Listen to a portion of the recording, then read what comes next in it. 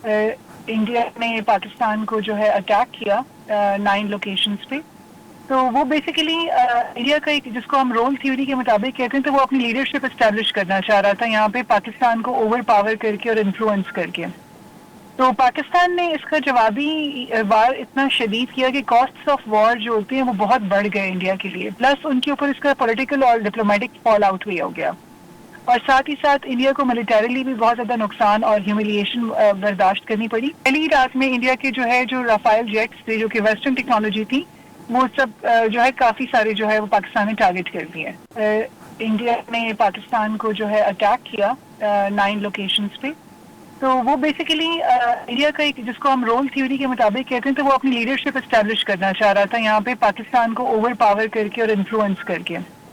तो पाकिस्तान ने इसका जवाबी वार इतना शदीद किया कि कॉस्ट्स ऑफ वॉर जो होती हैं वो बहुत बढ़ गए इंडिया के लिए, प्लस उनके ऊपर इसका पॉलिटिकल और डिप्लोमेटिक फॉल आउट भी हो गया, और साथ ही साथ इंडिया को मिलिटरीली भी बहुत ज्यादा नुकसान और ह्यूमिलिएशन बर्दाश्त करनी पड़ी। पहली रात में इंडिया के जो राफेल जेट्स थे, जो कि वेस्टर्न टेक्नोलॉजी थी, वो सब जो है काफी सारे जो है वो पाकिस्तान ने टारगेट कर दिए।